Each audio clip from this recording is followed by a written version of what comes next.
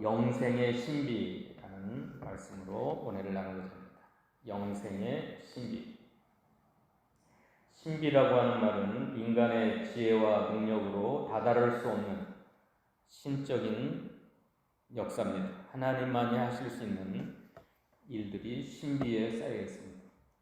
그래서 자연의 신비, 육체의 신비, 또 영생의 신비 할 때 그 신비는 하나님의 성품, 또 하나님의 하신 일들을 나타내는 겁니다. 그래서 오늘 영생의 신비에 대해서 살펴보려고 하는데요. 기독교를 생명의 종교라고 합니다. 생명의 종교. 육체의 생명도 신비롭지만 영생의 신비는 얼마나 놀라운지 우리가 이 진리를 오늘 시간 바로 깨달았으면 좋겠습니다. 여기 영생이라고 하는 건 영원히 죽지 않은 생명인과 동시에 영적인 생명을 의미합니다.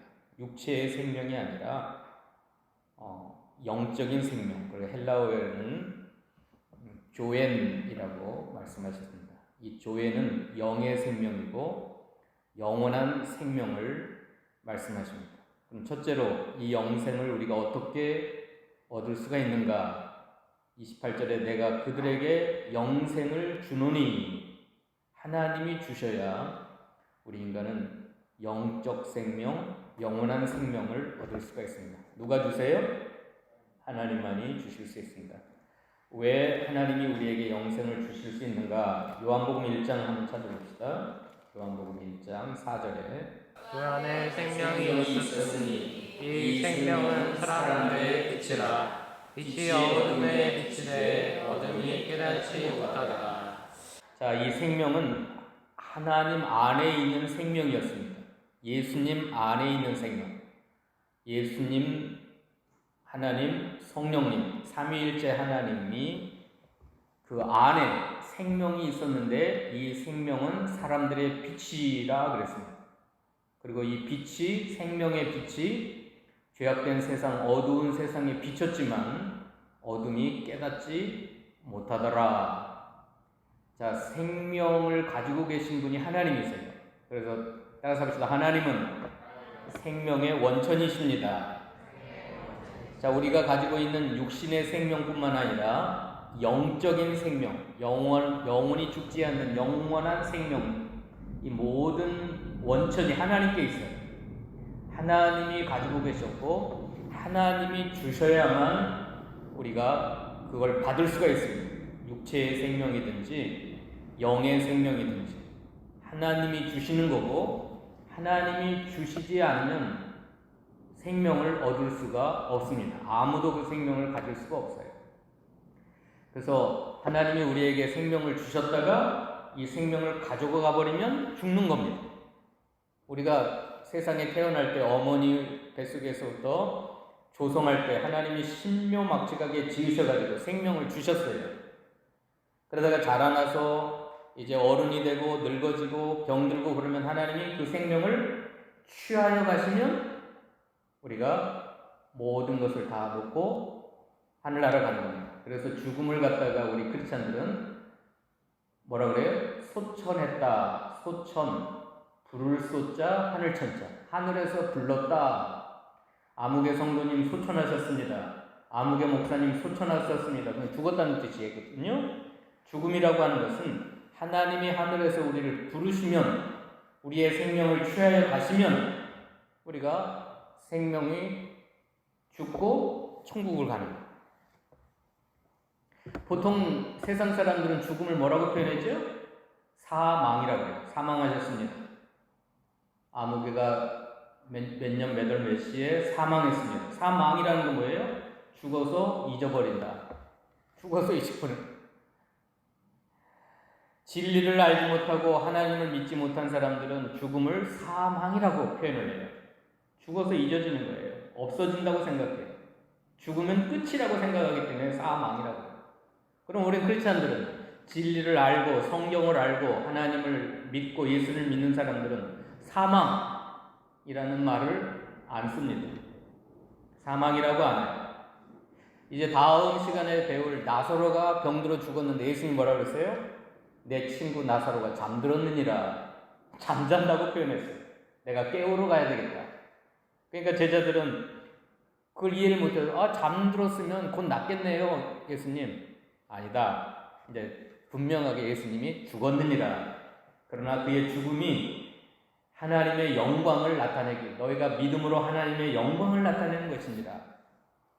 고린도전서 15장에 모든 사람이 다 잠잘 것이 아니요 예수님이 재림하시는 날 부르면 무덤에 있던 자들이 깨어날 것이다. 자, 우리 크리스찬들은 이 죽음을 잠잔다라고 표현해요. 잠잔다. 부활이 있기 때문에, 부활의 소망이 있기 때문에. 왜요? 모든 생명의 원천을 가지고 계신 분이 하나님이고 생명을 소유하신 분은 하나님이고 그 생명을 우리에게 주시면 우리가 생명을 얻고 살고 있다가 주님이 부르시면 생명을 취하여 가시면 우리가 육체의 생명이 죽고 잠자고 땅에 묻혀지면 마치 씨를 심는 것처럼 땅에 심으면 주님이 재림하시는 날 천사장의 나팔 소리에 의해서 구름 타고 예수님이 오시면 온 천사들을 땅끝까지 보내셔서 부르신다 그랬어요. 그래서 그 하늘에서 천사들의 음성, 예수 그리스도의 음성을 들으면 죽은 자들이 살아나는 놀라운 부활의 역사들이 그걸 보여주시기 위해서 죽은 지 나흘이나 되어 썩어 냄새나는 나사로의 무덤 앞에 가서 예수님이 나사로야 나오너라 그러니까 그 예수님을 음성을 들었던 나사로가 뻘떡 살아서 나오는 겁니다. 5장 읽어봅시다. 요한복음 5장. 주님이 부르면 그 음성을 들으면 다 살아나는 놀라운 25절 읽어봅시다. 25절. 너에게 이르노니 죽은 자들이 하나님의 아들의 특성을 들을 때가 오나니 곧 이때라. 죽는 자는 살아나리라. 26절. 아버지께서 자기 속에 생명이 있음같이 아들에게도 생명을 주어 그 속에 있게 하셨고, 봅시다. 28절 시작. 이를 놀랍게 여기지 말라. 무덤 속에 있는 자가 다 그의 음성을 들을 때가 오나니 선한 일을 행하는 자는 생명의 부활로 악한 일을 행하는 자는 심판의 부활로 나아요. 여러분 놀랍게 여기지 마세요. 하나님은 생명을 가지고 계신 생명의 원천이시요 그 하나님의 음성이 들리면 하나님이 말씀하시면 각자 여러분들의 이름을 부르면 그 음성을 듣는 자가 살아나는 거예요. 생명이 들어가서 살아나는 거예요. 우리가 믿는 하나님이 이런 하나님이에요. 자기 속에 생명이 있음같이 그 아들에게도 생명을 주어가지고 그 아들의 음성을 듣는 자가 살아나리니 곧 이때라. 여러분이 죽은 사람 앞에 가가지고 아무개야 하고 아무리 외쳐보세요. 살아나는가? 우리 인간은 생명의 주관자가 아니라서 그래요. 죽은 사람을 살릴 수가 없어요. 우리는. 왜? 우리는 생명의 원천도 아니고 우리들의 말에는 그런 파워가 없어요. 근데 하나님, 또 그 하나님의 아들 예수님은 생명을 소유하신 분이고 생명을 주관하시는 분이고 그 입에서 선포되는 말씀이 생명을 살려요. 말씀하시면 그 생명이 그 속에 쏙 들어가서 살아나는 거예요. 나사로가 살아나는 거죠. 여러분 죽으면 다 흙으로 돌아가 버려요. 흙으로. 우리 할머니 묘를 이장하는데 아무것도 남은 게 없어요. 뼈 조각 몇 개 남아요. 한 30년 후인가 이장을 하는데 없어. 다 흙으로 돌아가 버려요. 신기해. 다 풀어져요. 그런데 예수님이 구름 타고 재림하시는 날 대림아, 우리 할머니 이름이 대림이에요. 성대림. 예수 믿고 집사로 돌아가셨어요. 천국 가셨어요. 하늘에서 구름 타고 오신 예수님이 천사를 보내서 대림아 그러면 예수님이 말씀하시면 그 무덤 속에 다 풀어져가지고 흙이 되었던 우리 할머니가 살아나는 거예요.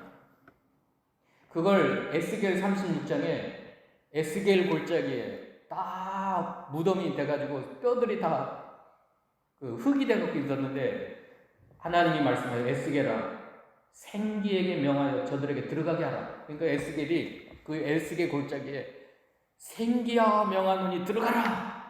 말씀을 선포했어요. 그러니까 죽어서 흙이 되었던 사람들이 탁 뼈가 막 연결되고 살아나 탁 섰어요.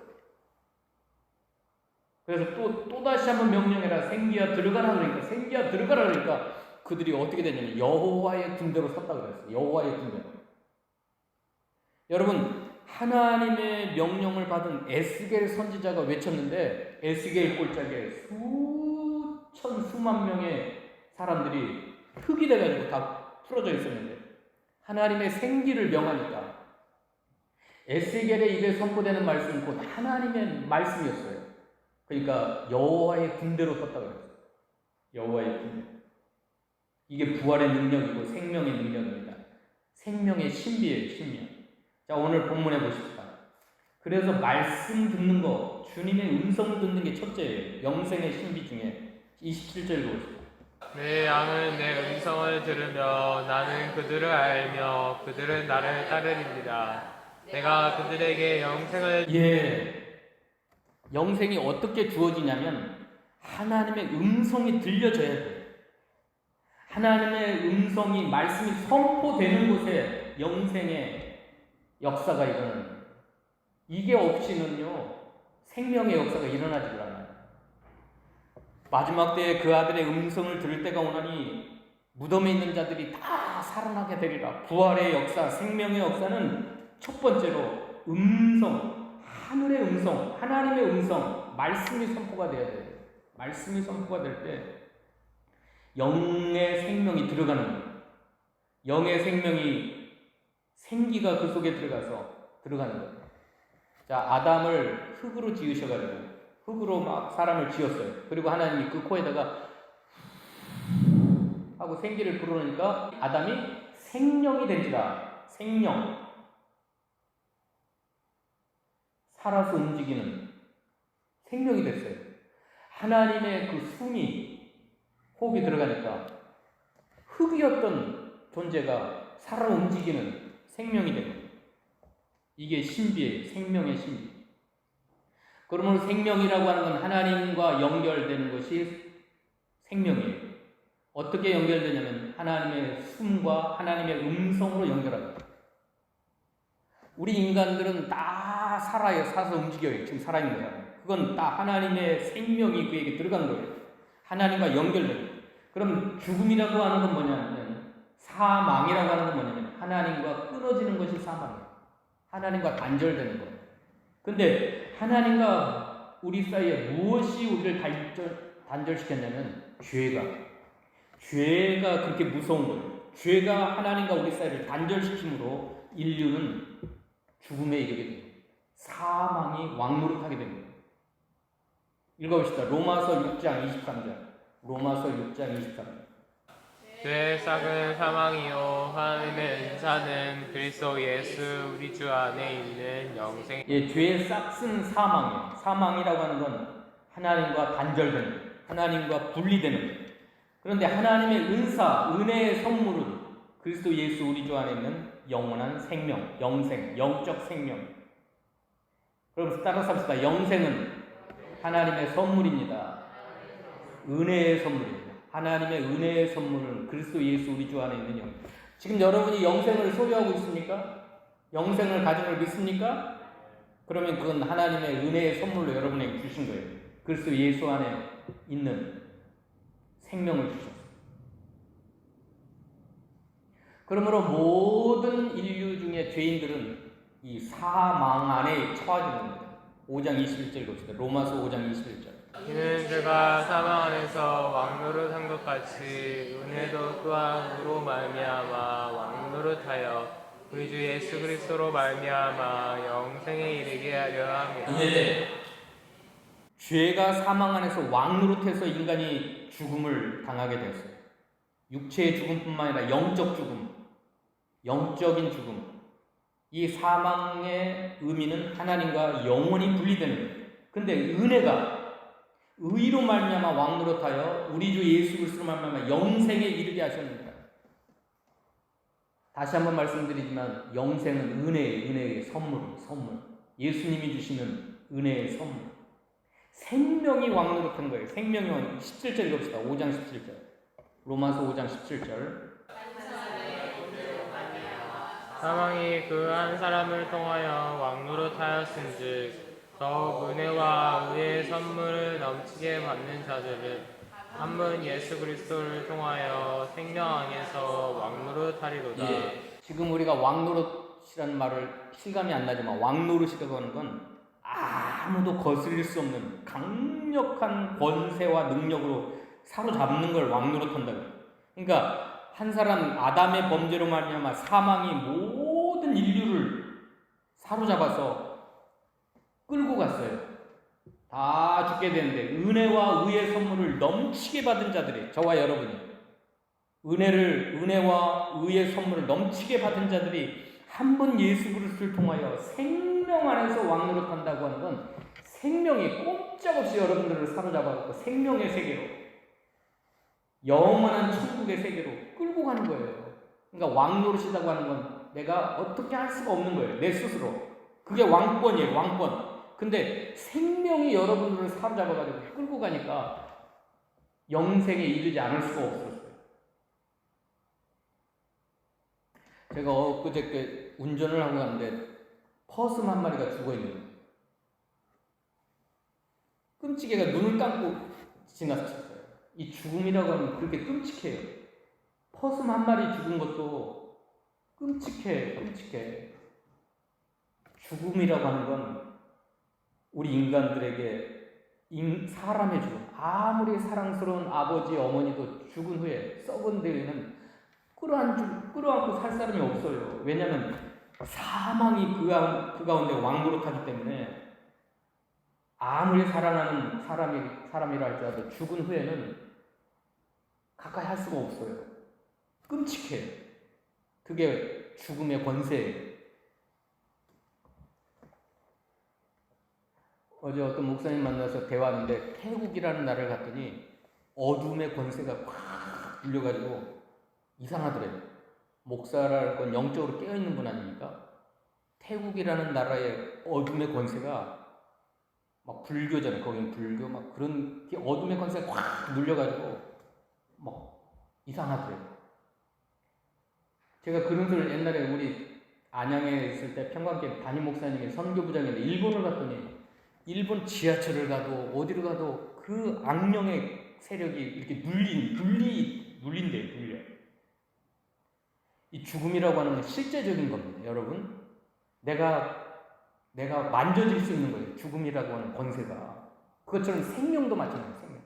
여러분, 어린아기, 갓 태어난 아기나 생명, 그 식물들 보면 얼마나 아름답고 그 생명 속에는 향기가 있어요. 향기. 생명의 향기. 얼마나 아름답고 좋고 사랑스럽고 그런 거예요. 이 생명은 하나님의 은혜의 선물을 우리에게 주셨기 때문에 육체의 생명이든지 식물의 생명이든지 동물의 생명이든지 살아있는 건 귀하고 아름다운 거예요. 소중한 거예요. 너무 사랑스러운 거예요. 그래서 생명 살아있는 것은 우리가 가까이 하고 싶고 만지고 싶고 냄새 맡고 싶고. 왜? 생명이 우리가 만져질 수 있는 거예요. 여러분. 생명이라고 하는 건. 사망도 우리가 느낄 수 있고 만질 수 있고. 섬찟하잖아요. 죽은 시체 옆으로 지나가면 막 섬찟하고. 그러니 지옥이라고 하는 건 얼마나 더 끔찍할까요? 하나님과 영원히 분리된 것이 지옥이에요. 멸망이에요. 멸망.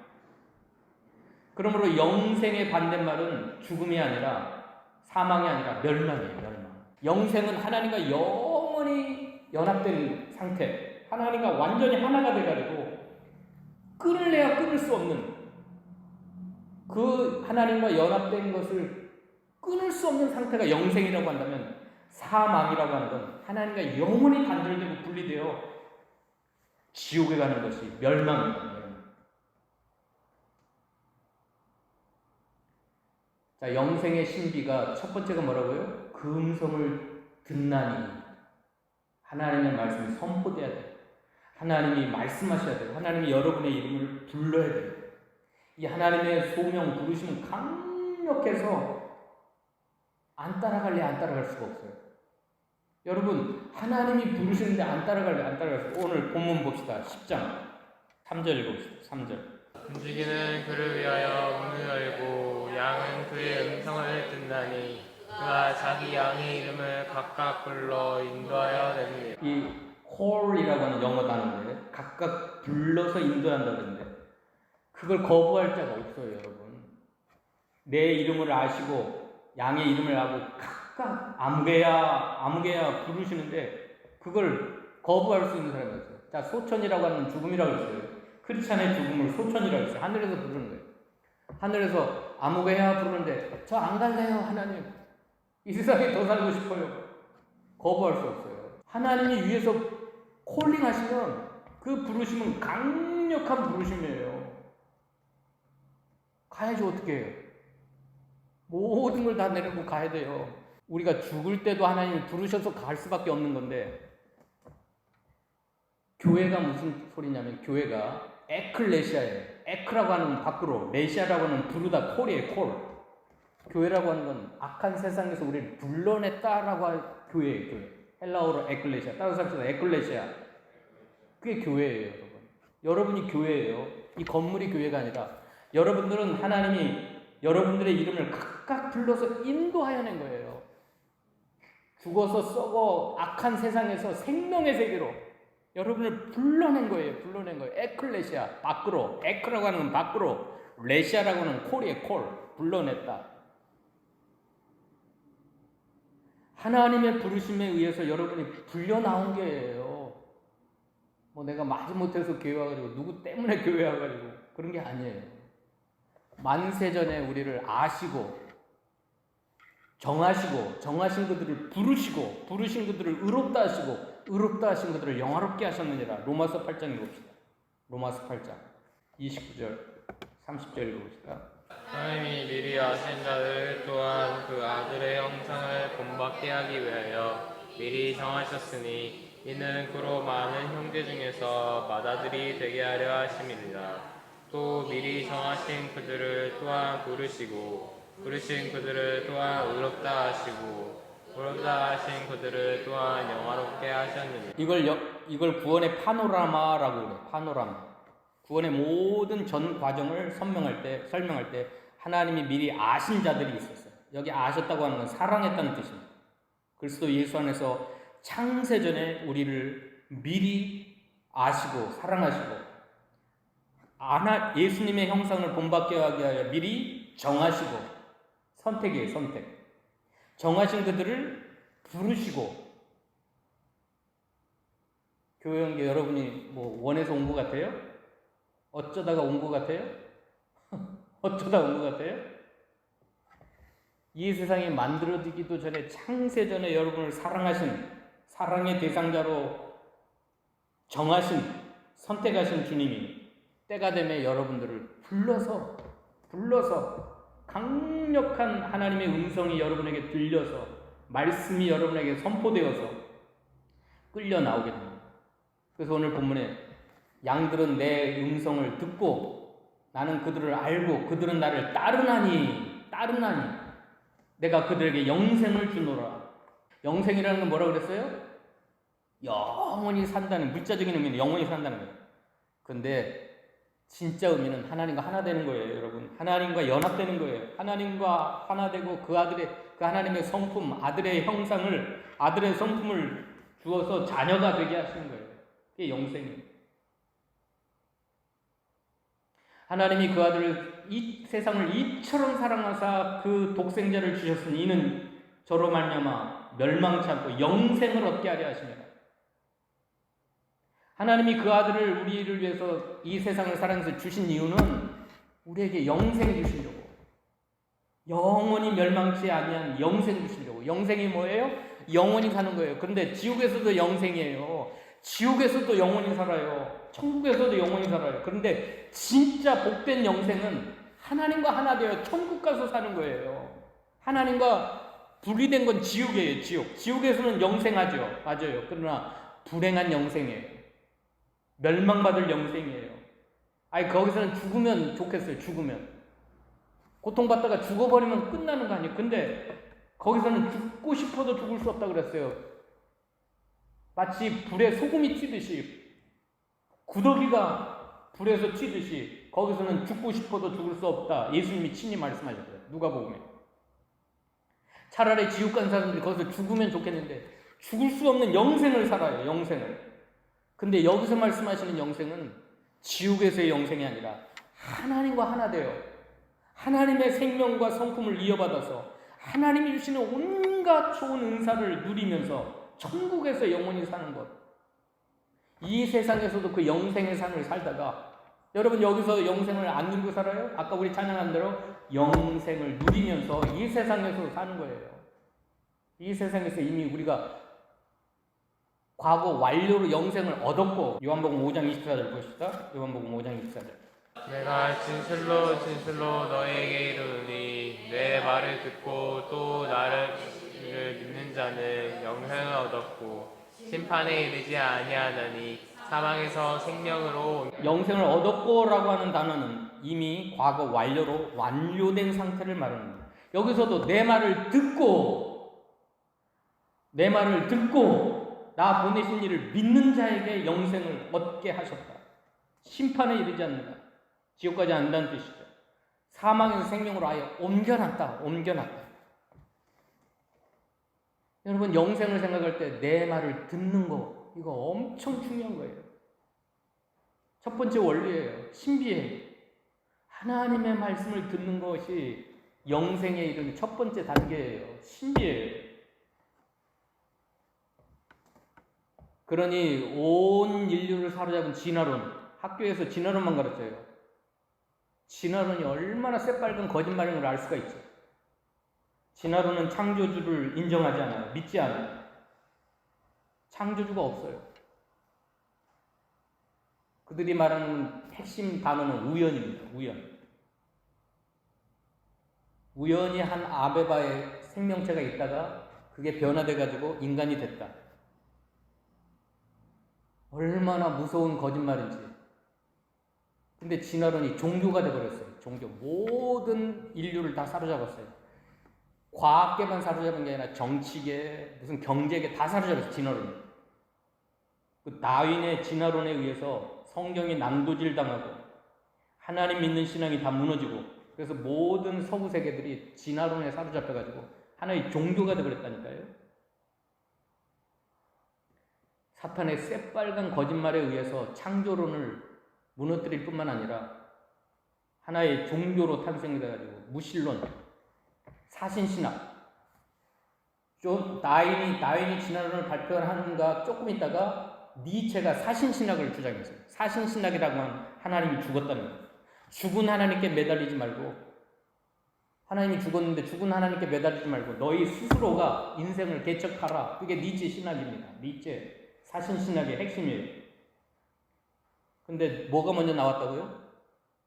다윈의 진화론이 먼저 나왔어요. 그 영향을 받은 사람이 칼 막스, 공산주의. 그 다음에 니체의 사신신학.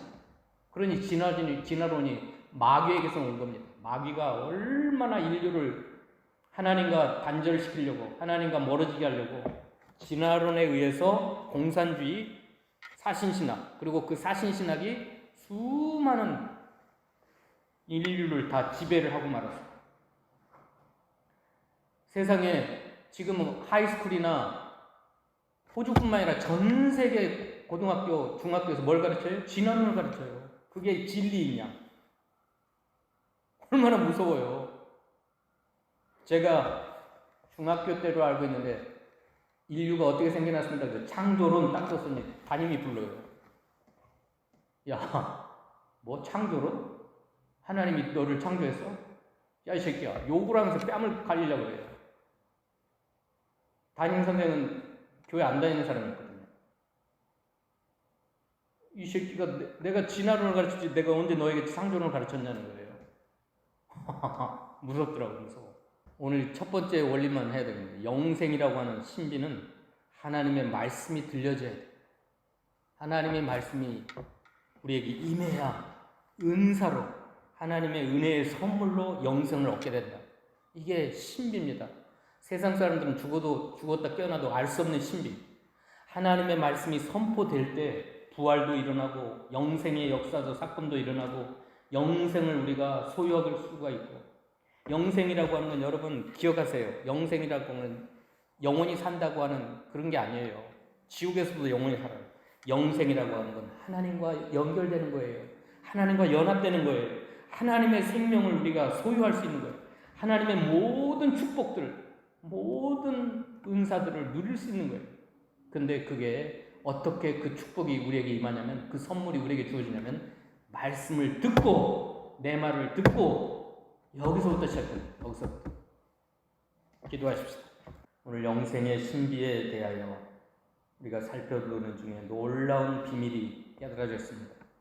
하나님의 말씀을 듣는 게 얼마나 우리에게 놀라운 축복인지, 영생의 선물로 얻을 수 있는 축복의 통로가 하나님의 말씀을 듣는 거라고 했사오니, 우리가 천국 가는 그날까지 이 말씀을 마음에 새겨서 하나님의 말씀을 듣기를 좋아하고 사모하는 저희 모두가 되도록 축복하여 주시옵소서. 예수님의 이름으로 기도하옵나이다. 아멘.